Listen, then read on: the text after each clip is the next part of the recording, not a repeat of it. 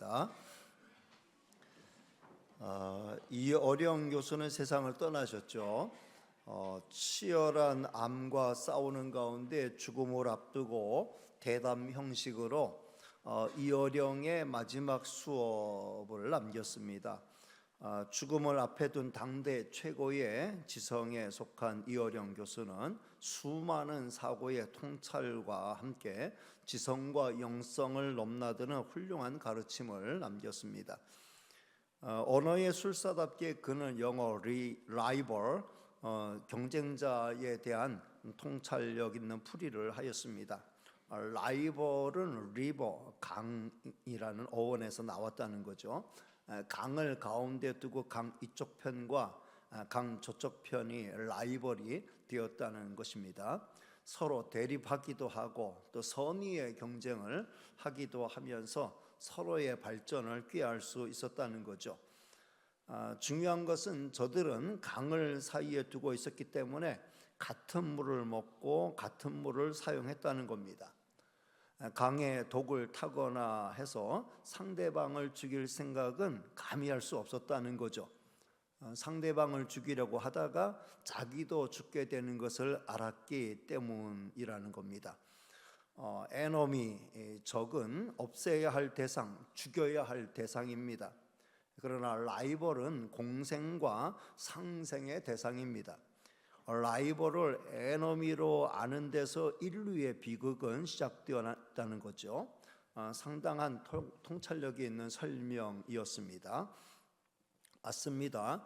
인류 최초의 살인자 가인은 동생 아벨을 라이벌이 아닌 에너미로 생각했습니다. 그래서 쳐서 죽였습니다. 얼마든지 선의의 경쟁을 하면서 상생을 통해 멋진 인류의 조상으로서의 중요한 역할을 할 수 있었는데 그렇게 하지 못했습니다. 지금도 가인의 후예는 여전히 상생보다는 살탈을 계획하고 있습니다. 여야는 라이벌이어야 합니다. 여야가 에너미가 되면 국가는 비극의 역사를 만들어낼 수밖에 없습니다. 여야가 서로의 정권 창출을 위해 경쟁하는 것은 마땅히 할 일입니다. 그러나 그것이 경쟁을 넘어서서 무조건 상대방을 죽이고 제거하려는 적대로 가면 비극이 발생할 수밖에 없습니다. 작금의 정치판이 과연 라이벌의 경쟁이라고 볼 수 있는지 국민의 한 사람으로서 심히 안타까운 마음을 금할 수 없습니다. 상대를 무조건 제거할 대상 에너미로 생각한다면 불행한 결과는 불보듯 뻔할 것입니다. 우리 주님은 원수까지도 사랑하라고 하셨는데 사랑은 고사하고 적대감은 버렸으면 좋겠습니다. 선의의 경쟁으로 상생의 정신으로 나갔으면 좋겠습니다. 대화와 타협, 협상과 공생의 길을 잘 찾아갔으면 좋겠습니다. 피차 물고 먹으면 피차 망하게 된다는 성경의 말씀을 부디 잘 기억했으면 좋겠습니다. 이제 탄핵 발의안이 가결이 되고 앞으로 이제 혼란한 정국이 얼마 동안 계속될 때에 정말 어떤 대타협에 뭔가 좀 모든 국민이 공감할 수 있는, 그래서 반대를 위한 또 다른 반대가 생기지 않는 이런 우리나라가 될 수 있도록 우리 기독교인들은 깨어서 기도하고 정말 참 하나님께서 우리나라 붙들어 주시기 위해서 더 무릎을 꿇어야 할 줄로 믿습니다. 자, 오늘은 본이 되는 교회 시리즈 9번째 시간으로 빌라델비아 교회를 생각해 보겠습니다. 빌라델비아 교회 또한 지난 시간에 살펴보았던 서머나 교회처럼 요한계시록에만 등장하는 교회입니다. 자, 빌라델비아 교회는 어떤 교회였고 우리가 빌라델비아 교회를 통해서 배울 수 있는 것은 어떤 것인지 살펴보겠습니다. 첫째, 빌라델비아 교회는 열린 문을 통해서 전진하는 교회였습니다. 자, 먼저 7절 말씀을 같이 읽겠습니다. 시작. 빌라델비아 교회의 사자에게 편지하라.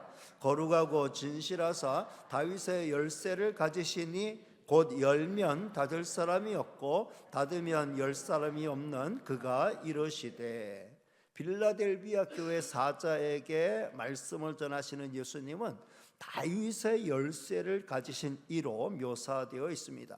다윗의 열쇠는 메시아 왕국의 열쇠, 다시 말씀드려서 하나님의 나라의 열쇠를 의미하죠. 예수님은 하나님 나라의 문을 여실 수도 있고 닫으실 수도 있는 분이라는 거죠. 그런 예수님이 빌라델비아 교회 사자에게 주신 말씀이 뭐예요? 자, 8절 앞부분 말씀 같이 읽겠습니다. 시작. 볼지어다 내가 내 앞에 열린 문을 두었으되 능히 닫을 사람이 없으리라. 앞에 말씀에 이어서 볼 때 여기 열린 문은 하나님의 나라로 들어가는 문을 의미하죠. 예수님은 우리가 하나님의 나라로 들어갈 수 있는 유일한 문인 줄로 믿습니다. 우리는 장차 이 문을 통해 영원한 영광의 나라 하나님의 나라에 들어갈 거고, 앞서간 성도들이 이미 이 문을 통해서 영원한 천국에 들어가서 안식하고 있습니다.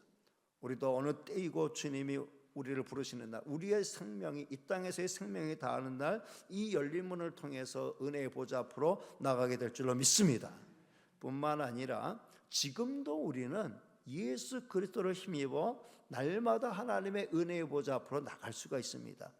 지금 예배드리는 이 순간도 우리 주님은 열린 문을 열어놓으시고 우리를 하나님의 은혜의 보좌 앞으로 인도하고 계시는 줄로 믿습니다. 히브리서 말씀 보면 예수님이 십자가에서 피 흘려 죽으시면서 테텔레스타이 다 이루었다라고 말씀하실 때, 그러면서 예수님의 육신의 생명이 끊어질 때에 성소의 휘장이 위로부터 아래로 쫙 갈라지면서 길이 열렸다라고 말씀하고 있습니다.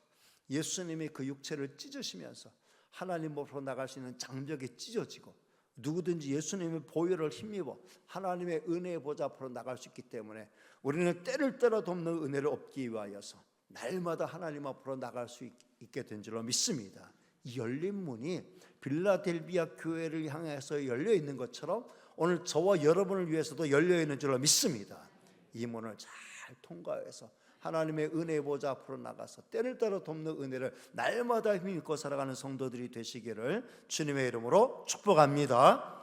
두 번째, 빌라델비아 교회는 작은 능력에도 불구하고 승리하는 교회였다는 거예요. 자, 8절 뒷부분 말씀입니다. 시작. 내가 내 행위를 아노니 내가 작은 능력을 가지고서도 내 말을 지키며 내 이름을 배반하지 아니하였도다. 빌라델비아 교회가 가진 능력은 큰 능력이 아니었어요. 작은 능력을 가지고 있었습니다. 그러함에도 불구하고 저들은 끝까지 믿음 지키며 주님의 이름을 배반하지 않았다는 거죠. 여러분, 우리가 가진 능력은 하나님이 가지신 절대적인 능력과 비교하면 우리가 가진 능력이 아무리 큰 능력이라 해도 그 능력은 아주 보잘것없는 작은 능력에 지나지 않아요.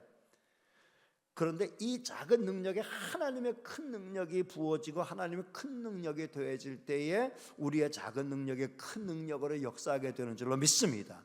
그건 우리의 능력이 아니에요. 하나님의 능력이죠. 내가 다른 사람과 비교해서 작은 능력을 가지고 있다 생각해도 전혀 주눅들 필요가 없습니다. 이 땅에서 사는 우리가 가진 능력을 서로 비교하면은 서로 당신 대단한 능력 가졌고 나는 정말 보잘것없는 능력 가졌다, 서로 비교할 수 있어요. 상대적으로 비교할 수 있지만 하나님께서 하늘에서 내려다보시면 도토리 키재기에 지나지 않아요. 그러니 우리는 우리의 알량한 능력 가지고 서로 크다 작다 할 필요가 없다는 거예요. 하나님께서 내게 주신 능력의 분량대로 얼마든지 나는 그 부분 가지고 최선을 다해서 충성할 수 있다는 거죠. 5달란트 남긴 자가 받은 칭찬과 2달란트 받은 자가 남긴 칭찬이 1.1획도 다르지 않았다는 거 계속 말씀드리잖아요. 우리는 작은 일에 충성하는 거예요. 그러면 우리 주님은 그걸 대단히 큰 능력으로, 큰 충성으로 받아주시는 거죠. 빌라델비아 교회 성도는 작은 능력으로 주님께 순종과 신의를 보였습니다. 성도 여러분, 순종과 신의는 대단한 능력이 필요한 게 아니에요. 대단한 경험이 필요한 게 아니에요. 오직 주님을 사랑하는 진심에서 비롯되는 거죠. 진심은 능력의 크기와 상관이 없어요. 우리 주님을 사랑하는 진심은 어디에서 생겨나는 것일까요? 답은 간단합니다. 주님이 내게 베풀으신 은혜를 깊이 아는 거예요. 성육신, 이제 성탄의 계절, 성육신 예수님께서 하늘 영광 보좌 배우시고 낮고 천한 이 땅에, 그것도 가장 낮은 자리 짐승의 우리에서 태어나시기 위해서 오신 그 성육신의 은혜를 아는 거죠. 십자가의 은혜를 알고 영생의 은혜를 알고 천국의 은혜를 아는 거예요. 이 은혜를 아는 성도는 진심으로 주님을 사랑하게 되고 그 무엇으로도 주님을 바꿀 수 없는 거죠. 우리 주님이 이렇게 순종과 시인을 보인 빌라델비아 교회 성도에게 약속한 게 뭐예요? 자, 9절 말씀을 같이 읽겠습니다. 시작. 보라, 사탄의 회당 곧 자칭 유대인이라 하나 그렇지 아니하고 거짓말하는 자 중에서 몇을 내게 주어 그들로 와서 네 발 앞에 절하게 하고 내가 너를 사랑하는 줄을 알게 하리라. 내가 너를 사랑하는 줄 모든 사람이 알게 하겠다. 너를 박해하고 너를 반대하던 자들이 네 앞에 와서 무릎 꿇는 모습을 보여줄 것이다. 그렇게 말씀하여 주셨어요. 초대 예루살렘 교회를 향한 박해는 정말 모질고 심한 것이었죠. 그러나 그 진실한 성도들 앞에 허다한 제사장의 무리가 회개하고 돌아왔다고 사도행전은 기록하고 있습니다. 에베소에서 바울이 3년 동안 사역한 그 결과 어떻게 되었습니까? 마술하는 무리들이 다 회개하고 자기들이 마술하던 책들을 다 가지고 무더기로 쌓고 거기다 불살라 버렸다 그랬어요. 은 5만 양에 해당하는 어마어마한 값어치가 나가는 것이었지만 이건 다 쓸모없는 것이다 하면서 하나님 앞에 저들은 무릎을 꿇고 회개하고 돌아왔다는 거예요. 성도 여러분, 진리가 이기고 진실이 이기는 줄로 믿습니다. 내가 가진 능력이 비록 보잘것없는 것이라고 해도 절대로 낙심할 필요 없어요. 내가 진리 편에 서고 내가 정말 진실하게 주님 앞에 설 때에 주께서 우리를 이기게 하시고 원수들은 망하게 하여 주시는 줄로 믿습니다. 세 번째, 빌라델비아 교회는 인내의 말씀을 지킨 결과 영광의 면류관을 예약해 놓고 있는 교회였습니다. 자, 10절 말씀을 같이 읽겠습니다. 시작. 내가 내 인내의 말씀을 지켰은즉 내가 또한 너를 지켜 시험의 때를 면하게 하리니 이는 장차 온 세상에 임하여 땅에 거하는 자들을 시험할 때라. 그러니까 예수님은 빌라델비아 교회에 대해서 너희는 장차 올 시험의 때를 면하게 될 것이다. 면제받을 것이다. 이미 어려운 시험을 통과했기 때문에 나중에 다른 시험들 너희에겐 필요 없다. 이렇게 말씀하고 있어요. 성도 여러분, 매도 먼저 맞는 게 낫다라는 말이 있죠. 이미 땅에서 충분한 고난을 받은 성도는 나중에 더 이상 장차 올 시련을 받을 필요가 없다라고 말씀하는 거고, 빌라델비아 교회가 그런 교회였다는 겁니다. 그리고 11절 말씀이에요. 자, 11절 말씀을 같이 읽습니다. 시작. 내가 속히 오리니 내가 가진 것을 굳게 잡아 아무도 내 면류관을 빼앗지 못하게 하라. 네 가진 것 굳게 잡고 아무도 네 면류관 빼앗지 못하게 해라. 내가 속히 올 것이다. 이렇게 말씀하셨어요. 주님이 속히 오시겠다는 것은 우리의 고난의 때가 한정되어 있다는 걸 말씀하고 있죠. 아주 길면 내가 죽을 때까지고 아니면 주님이 다시 오실 그때까지 엔드라인은 정해져 있다. 이걸 말씀하고 있어요. 그때까지는 네가 굳게 잡은 것, 네가 가진 걸 굳게 잡고 나가라. 이렇게 말씀하고 있어요. 네가 가진 것을 굳게 잡으라. 주님 오시는 그날까지, 이 시련이 끝날 때까지 네가 가진 걸 굳게 잡아라. 이렇게 말씀하셨는데, 성도 여러분, 여러분이 주를 믿으면서 굳게 붙잡고 계신 거, 여러분이 주님을 믿으면서 지금 내가 굳게 붙잡고 있는 거, 그거 뭐예요? 여러분 뭘 붙들고 신앙생활을 지금 하고 계십니까? 주님 오시는 그날까지 난 이거 굳게 붙들고 나가리라 라고 여러분이 굳게 붙들고 있는 그게 뭐예요? 저는 우리 주님을 굳게 붙들고 있고, 우리 주님이 저에게 약속하신 약속의 말씀을 굳게 붙들고 나가고 있습니다. 이것은 내 이성이나 내 판단력이나 내 감정보다 훨씬 더 중요한 것이고, 저는 그것을 더 신뢰합니다. 하나님의 말씀을 신뢰하고 우리 주님을 신뢰해요. 주님 붙들고 나가고 주님의 말씀을 붙들고 나가는 여러분도 되시길 바랍니다. 그리고 네 면류관을 아무도 빼앗아 가지 못하게 하라. 네 면류관이라는 건 이미 우리에게 면류관이 예약되어 있고 주어져 있다는 거예요. 성도 여러분, 여러분의 면류관은 무엇일까요? 저는 저에게 있어서 제가 지금 누리고 있는 면류관은 제가 이미 누리고 있고 이미 확보하고 있는 영광의 면류관은 하나님의 자녀라는 타이틀이에요. 내가 하나님의 자녀가 되었다. 예수를 구주로 영접하는 자에게 하나님의 자녀가 되는 권세를 주셨답니다. 제가 예수님 나의 구주로 영접했고 저에게는 주님이 약속한 말씀대로 하나님의 자녀라고 하는 권세, 하나님의 자녀라고 하는 타이틀을 주셨어요. 그래서 하나님을 향해 감히 아바, 아버지 부를 수 있는 은혜를 베풀어 주셨어요. 하나님 내 아버지시고 내가 하나님의 자녀라는 이 타이틀보다 더 좋은 타이틀은 없다고 생각해요. 장차 제 머리에 어떤 빛나는 보석이 많이 박힌 그런 면류관 씌워주는 거, 저는 그거 그렇게 기대하지 않아요. 전 머리에 못 쓰는 거 별로 좋지 않거든요. 뭐 머리에 못 쓰는 거 그거 불편해요. 뭐 쓰고 있다가 이거 벗으면 훨씬 편하고 좋죠. 24장로가 요한계시록에 보면은 영광의 관을 받아 쓰고 다시 그것을 하나님의 보좌 앞으로 돌려드리는 것처럼 영광은 주님 다시 받으세요. 영광 필요 없습니다. 주님 받으세요 하면서 24장로가 다시 그 영광의 면류관을 주님의 보좌 앞으로 올려드렸던 것처럼 저도 면류관 쓰고 있는 거 부담스러워. 그거는 바라지 않아요. 내가 하나님의 자녀가 되었다. 내가 영원한 천국의 주인공이 되었다는 것만으로도 가장 영광스러운 타이틀, 가장 영광스러운 면류관을 이미 얻었은 것인 줄로 믿습니다.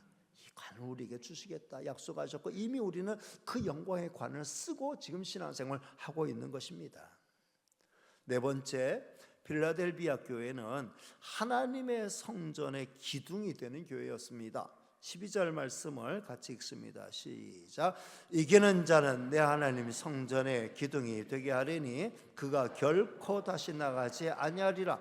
내가 하나님의 이름과 하나님의 성 곧 하늘에서 내 하나님으로부터 내려오는 새 예루살렘의 이름과 나의 새 이름을 그의 위에 기록하리라. 아멘.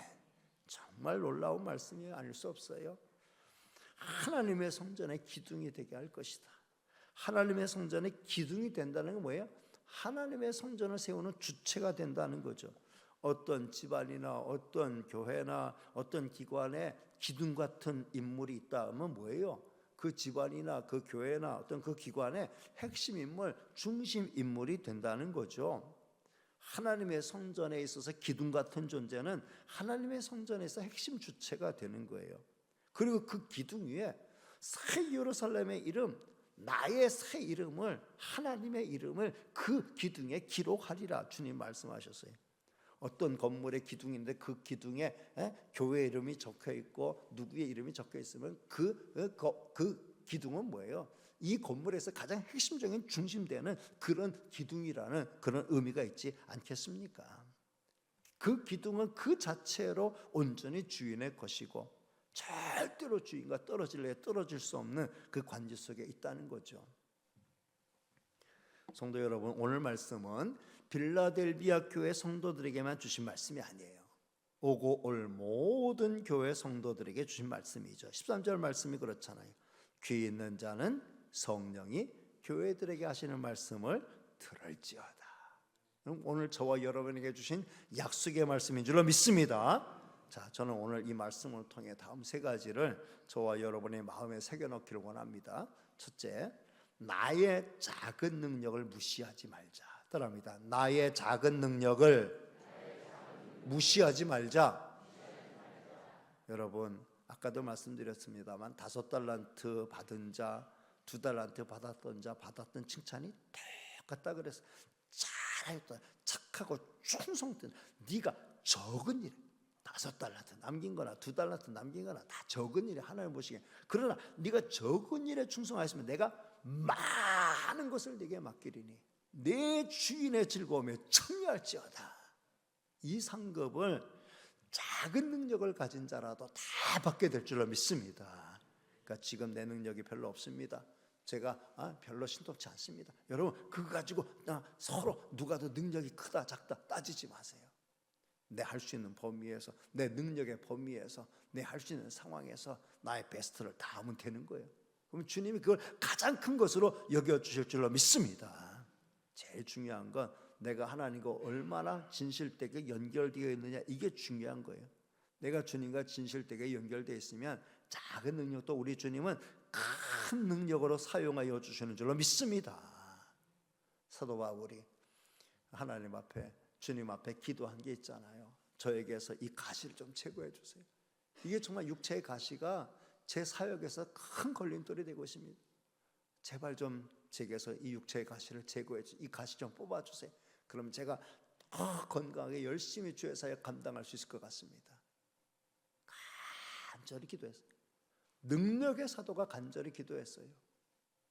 그런데 주님께서 이 사도 바울에게 주신 말씀이 뭐예요? 내 은혜가 너에게서 이미 족하다. 그 가시 그냥 가지고 가라.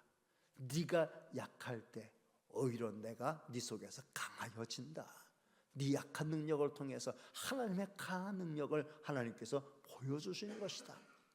그걸 깨닫게 해줬어요. 그럴 때 바울이 뭐예요? 저 감사합니다. 제가 오히려 이렇게 약한 것에 대해서 감사합니다. 제가 한없이 약해질 때 주님이 내 속에서 더 강하게 역사하시니, 주님의 강함이 부각되니 저 감사합니다 하면서 자기의 약함을 오히려 자랑하게 되었다는 거예요. 여러분, 내 작은 능력이 부끄러운 게 아니에요. 내가 별로 신동치 않은 그런 형편과 사정이 있다는 이게 중요한 게 아니에요. 내가 주님을 그만큼 신뢰하고 주님 앞에 엎드릴 때 그 나의 빈자리를 주님의 은혜와 능력으로 채우려고 하는 그 노력이 있을 때 주님께서는 우리를 들어서 마음대로 사용하여 주실 줄로 믿습니다. 모세의 손에 들려진 작은 막대기는 양치는 막대기에 지나지 않았어요. 그러나 주께서 그 막대기를 통해서 역사할 때 그 지팡이는 능력의 지팡이, 능력의 막대기가 된 줄로 믿습니다. 내가 주님의 손에 들려진 작은 막대기를 원합니다. 주님이 쓰시기 편리한 작은 도구이기를 원합니다 하면서 내 자신을 주님 앞에 온전히 내어드릴 때 주님은 나를 통해서 큰 역사를 이루어 가실 줄로 믿습니다. 그러니 내 작은 능력을 무시하지 말고 자포자기하지 말고 주눅들지 말고 사명 감당하는 저와 여러분 되시기를 주님의 이름으로 축복합니다. 두 번째는 인내의 말씀을 붙들고 시련의 때를 이겨나가자. 따라합니다. 인내의 말씀을 붙들고 시련의 때를 이겨나가자. 성도 여러분, 우리는 이 땅에서 지내는 동안 시련을 결코 피해갈 수 없다는 걸 항상 인정하셔야 합니다. 내 인생에 어떤 고난도 없으리라는 생각은 그야말로 철없는 아이의 생각이나 다름이 없습니다. 우리 인생은 고난을 달고 사는 거예요. 뜻하지 않은 고난이 찾아와요. 그럴 때 그 예고 없이 찾아오는 뜻하지 않은 고난을 여러분 당황하지 마시고 올 것이 왔구나 생각하고 슬기롭게 잘 극복하는 성도가 되시기를 바랍니다. 우리에게 찾아오는 시험은 딱 둘 중에 하나예요. 첫째는 감당할 수 있는 시험이에요. 내가 감당할 수 있는 시험이에요. 내가 감당할 수 있는 시험은 하나님이 이기게 하는 능력도 주시는 줄로 믿습니다. 그래서 그거 뛰어넘어서 마침내 그게 걸림돌이 아니라 디딤돌이 될 수 있도록 하나님께서 전화위복의 역사를 만들어 줄 줄로 믿습니다. 그러니까 내가 감당할 시험이라면 마음 단단히 먹고 주님을 의지하고 기도하면서 감당할 시험 잘 감당하는 저와 여러분 되시기 바랍니다. 그래서 의젓하고 정말 능력 있는 빌라델비아 교회가 작은 능력 가지고도 큰 시험과 어려움을 무사히 통과했던 것처럼 그런 능력을 보여주는 성도가 되시기를 주님의 이름으로 축복합니다. 두 번째 시험은 감당하기 어려운 시험이에요.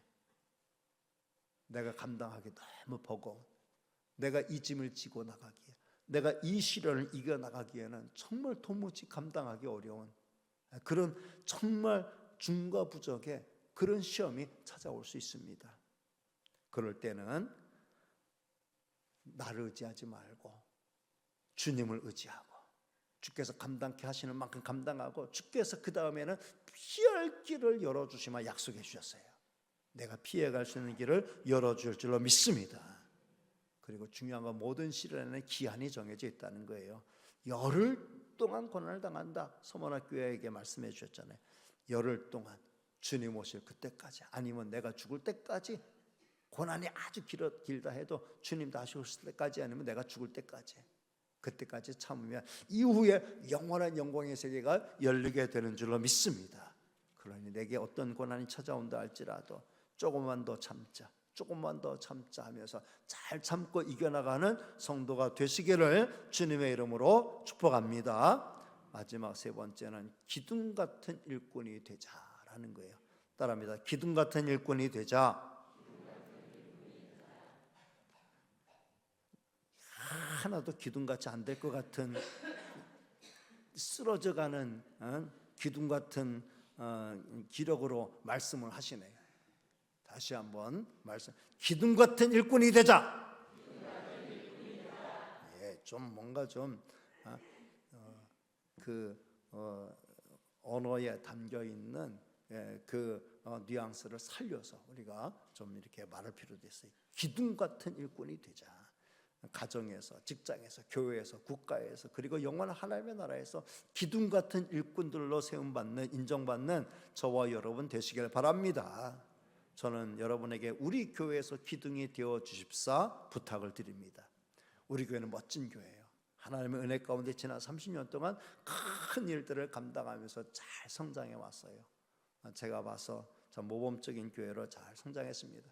제가 30년사 우리 만든 거를 많은 교회 목사님들에게 이렇게 노회나 또 천안시 기독교연합회에 있는 목사님들에게 보내드렸더니 읽은 분들이 정말 참 천안성원교회 정말 은혜의 역사답게 정말 은혜로 역사한 교회다라고 하면서 전 칭찬과 격려의 말을 해주시는 분들이 많이 있었어요. 근데 그분들이 뭐 칭찬과 격려의 말을 해주셔서가 아니라 정말 우리 교회는 은혜로 이끌어 주신, 은혜로 달려온 멋진 교회입니다. 은혜 있는 교회입니다. 여러분 이 교회에서 그동안도 기둥 같은 일꾼들이 충성봉사 헌신함으로 하나님의 교회를 잘 받들어 오셨어요. 여러분들이 하나하나의 기둥들이 되어준다면 우리 교회는 앞으로 주님이 기뻐하시는 더 큰 사명을 감당해 나갈 수 있는 줄로 믿습니다. 우리 교회에서 기둥들 되시기를 주님의 이름으로 부탁을 드립니다.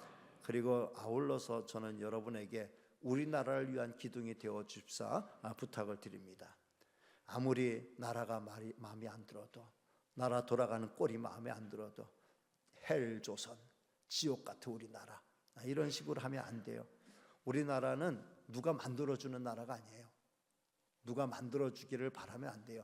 정치인들이 만들어가는 거 아니에요. 기업인들이 만들어가는 거 아니에요. 누구 몇 사람 열심히 있는 사람들이 우리나라 만들어가는 거 아니에요. 내 나라는 내가 만드는 거예요.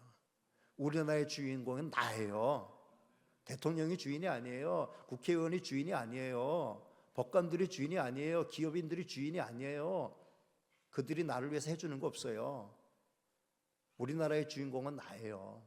우리나라의 주인은 나예요. 대한민국의 주권은 국민에게 있어요.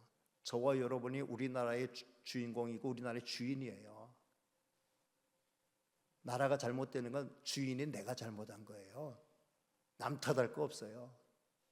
내가 정신 똑바로 차리고 내가 바른 의식을 가지고 하나님과의 관계 속에서 나를 이 대한민국에 살게 하신 하나님의 뜻이 무엇인가 이걸 생각하면서 대한민국 국민의 한 사람으로서, 대한민국의 주권자 한 사람으로서 내가 대한민국의 중심이 되고 내가 대한민국의 주인공이 되어서 이 나라를 위해서 기도하고 이 나라를 위해서 내가 할 일이 뭔가, 국가가 나를 위해서 뭐 해줄까를 바라기 전에 내가 국가를 위해서 할 일이 뭔가 이거 생각하면서 정말 믿는 성도답게 나라와 민족을 위해서 내가 헌신할 게 뭔가, 세금 내는 거 좋아하고 정말 기도하는 거 좋아하고 묵묵히 내게 맡겨준 일 잘 감당하며 나갈 때에 우리나라는, 살기 좋은 나라는 내가 만들어가는 거예요. 누가 만들어주는 거 아니에요. 우리가 정신 차리고 기도하면서 우리나라 정말 행복한 나라, 살기 좋은 나라, 정말 멋진 나라, 자랑스러운 나라 될 수 있도록 내가 주체가 돼서 정말 기둥 같은 일꾼이 돼서 그 역할을 감당하는 모든 성도가 되시기를 주님의 이름으로 축복합니다. 그리고 더 나아가서 하나님의 나라의 기둥들이 되어주시기를 바랍니다. 우리는 궁극적으로 하나님의 나라를 세워가는 역군이에요. 하나님이 우리를 이 땅에 남겨두신 이유가 뭐겠어요?